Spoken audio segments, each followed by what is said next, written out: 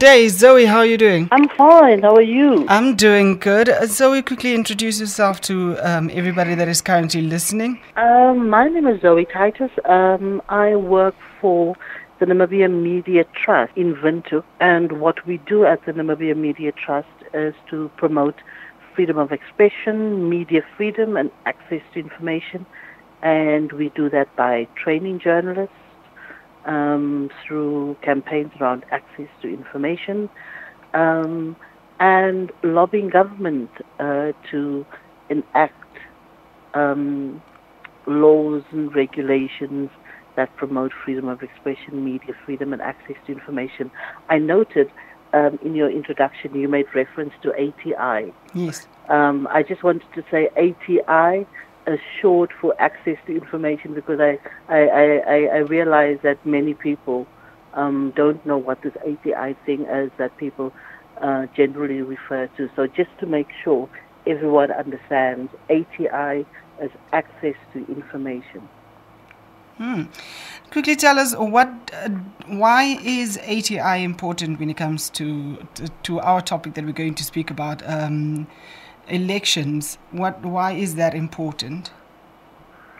Well, access to information is critical. It's central to elections, because when you go to the polls to vote for someone, be it a political party, be it an individual, an organization, whatever it is, and for whichever elections, even if it's not national or regional elections, even if it's only elections in your community or your small organization, having information about the candidates, what they bring to the table, what they offer you, is very, very important.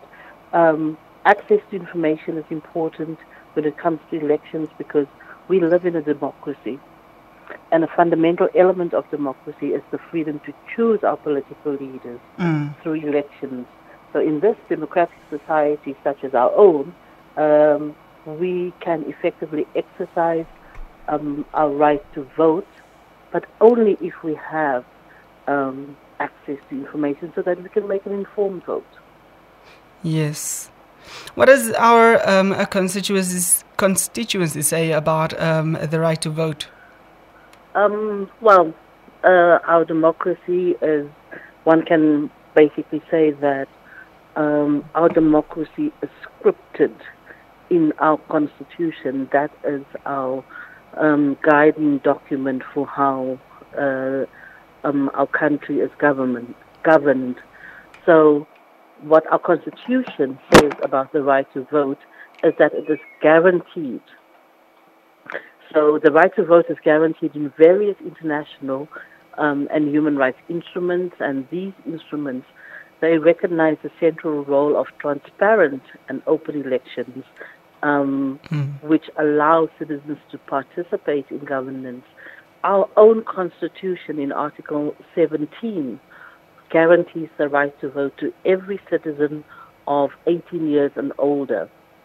So when we are referring to transparent and open elections, it automatically implies that citizens should be well informed in order to exercise their right to vote. And that, fundamentally, is how you make that link between elections and access to information. What is the difference between this year's election and compared to last year's election? Well, I don't know if your listeners remember that before elections last year and even after elections, there were lots of questions and concerns about these EVMs, these electronic voting machines. People not feeling confident that these things cannot be hacked, that they are actually secure, or that they couldn't potentially be tampered with. So the fundamental difference here with this election is that everyone will vote by way of a paper ballot. Yeah. So there won't be any electronic voting machines. So when you go to vote, you will go and vote by ticking a box on a paper ballot next to the name of the political party or organization or resident association or, well, the individual of your choice. But it's the paper ballot. That's the important difference with this upcoming election on November 25th.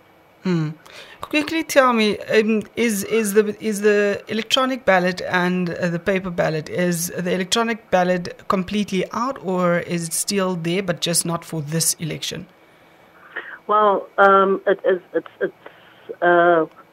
you're asking me a question that I actually can't answer. Okay. I can't guarantee that the days of the EVM are completely over. I think it's because of the contestation or, let's say, lack of confidence by the public that the decision has been made to proceed with the paper ballot. That may be reviewed, because I know that our government invested a lot of money, time and technology in, implementing this electronic voting machines. I think Namibia was the second country in Africa to introduce the EVMs, and I recall at the time it was quite a big deal. But I mean, if citizens are not confident about this technology, then you are not going to convince them to actually go to the polls if, they don't feel that their vote is, firstly, secret, Yeah. it is safe, it is secure, and it can't be tampered with. Yeah. What is the significance of the regional council and the local authorities election? Well, it's important to make distinctions between these two, let's say, tiers of government. The local authority is that's your municipal elections, where you get to decide who will be elected in your village council or your town council or your municipality.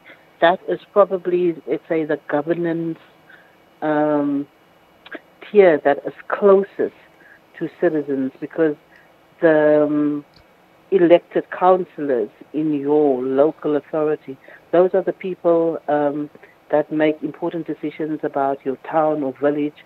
They, for example, decide on the budget that will be spent in in Keetmanshoop municipality or Oranjemund municipality, Marintown municipality.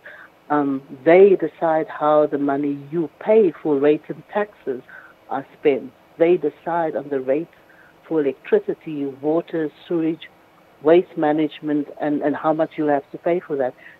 These are the people who are most directly involved in service delivery. So that's your local authority. And I mean, if people have been following news in Namibia or South Africa, anywhere in the world really, there have been all these service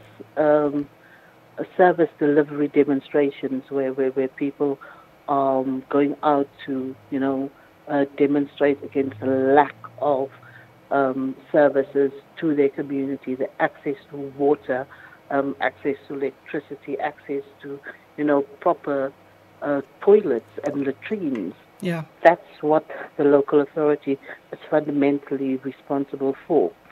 So you should look for information about the candidates in your town or village that are put forward by their respective political parties, organizations, and residents associations. These you will see on the ballot paper. And for listeners who want more information about that, know that it is the responsibility of the Electoral Commission, the ECN, to publish the names and all the details of every person on the candidates list of every political party, residents association that will be participating in these elections. You can access the government gazette. The ECN says that all this information is available online on its website and its social media platforms. So please check it out so that you familiarize yourself Yeah. with the people who are standing for election, and make sure that you are convinced that they are the best people to cast your vote for, and that they would best represent your interests. So, I mean, that was a lot of talk now about local authority. So just to clarify then about the regional council elections, Yeah.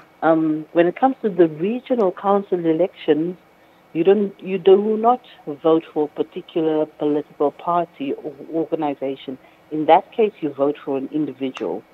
And that individual may then be nominated by a political party or be an independent candidate. So when you go to vote, you will also see on the ballot paper the name and the photo of this particular candidate. Mm. And next to that photo, the party or logo that that person is associated with. Or alternatively, if it's an independent candidate, it will say on the ballot paper, independent. Yeah.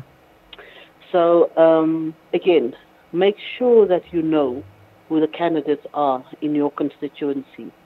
And be sure that you inform yourself about their suitability to serve on the council, because, I mean, you want people there that are going to serve your interests, are going to be accountable to you, and who, is not going to run away with the regional council's money and go and buy a Mercedes-Benz, but will actually ensure that the business of the regional council is being taken care of in the interest of, that constituency.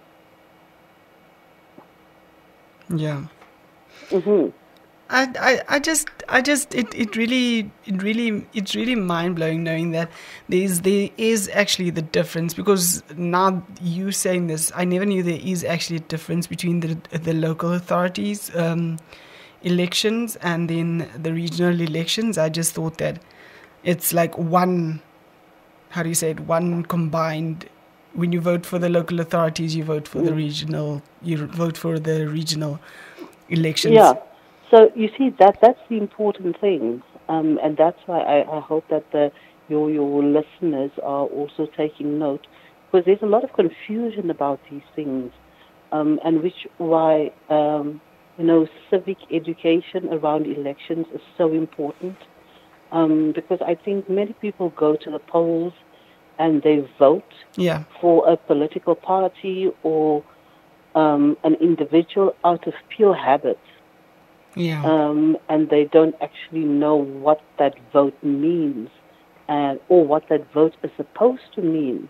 And the fact that when you put, your cross next to the name of a person, that person, if elected, that person has a responsibility, and you have the right to demand that that person account to you for, this public position that they hold.